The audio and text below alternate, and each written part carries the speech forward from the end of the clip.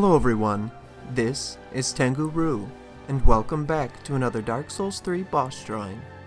In the last episode, we faced off against the spears of the church, and are now turning our attention to the great dragon that dwells deep in the ruins of the world's end.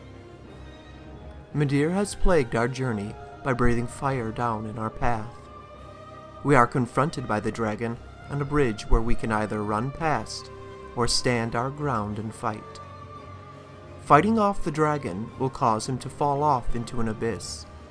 Working our way through the ruins, we find a hidden path that leads down into an ancient cavern, where our epic battle with the Darkeater will commence. Midir, descendant of the archdragons, was raised by the gods, and owing to his immortality, was given a duty to eternally battle the dark, a duty that he would never forget, even after the gods perished. His duty has taken a toll on him, and like many before him, he has been tainted by the darkness that he fought against for so long. He is a very aggressive boss that hits hard and has high defense, so defeating him will be quite the challenge. Lightning is effective here, so make use of it if you are able to for some extra damage. It's a long grind, so any additional damage you can add will help out in the end. Most bosses in the game are usually dealt with best by getting behind them or underneath them if the boss is large enough. Midir, on the other hand, has some pretty wild attacks that can be very difficult to dodge in the wrong position, and being underneath makes it easy to miss the boss's cues. I found the best strategy was to hang out in front of the boss and go for hits on his head. Its attacks in this range are slow and much easier to avoid. You should also be able to stagger the boss for a critical attack with enough damage dealt to its head, so I highly recommend this strategy.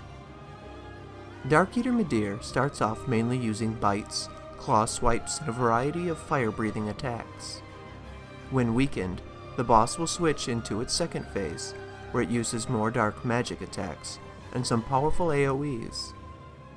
His dark beam can be a nuisance at first, as it can't be blocked, but you can avoid it by either staying to the side and out of range, or quickly moving in to avoid it.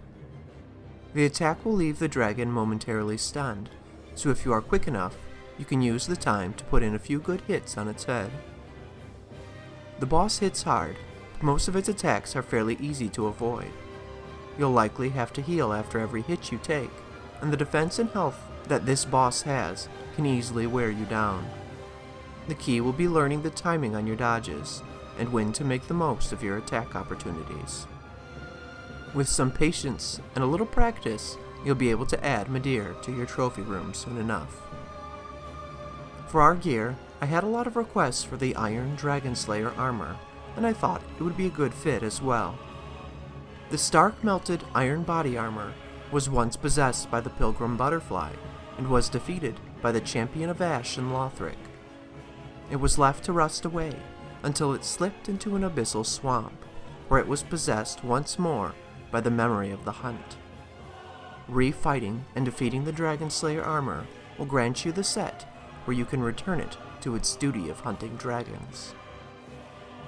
For our weapon, I decided to depict our Dragon Slayer using the Lightning Arrow Miracle, as was requested.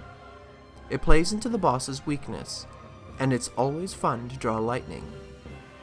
The few female knights who served in the Age of the Gods used this miracle for dragon slaying. The lightning arrows offered a great improvement to the range of the spears, and were said to have been used to pierce the eyes of the dragons from afar. But remember, beautiful stories are always marked with embellishment. With Darkeater Midir wrapped up, we will now be moving on to the final boss of the Ring City.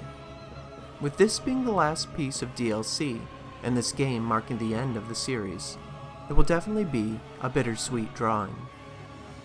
Let me know what weapon and armor you would like to see used in the fight, and I will do my best to accommodate. As always, thank you so much for watching, and I hope to see you in the next video.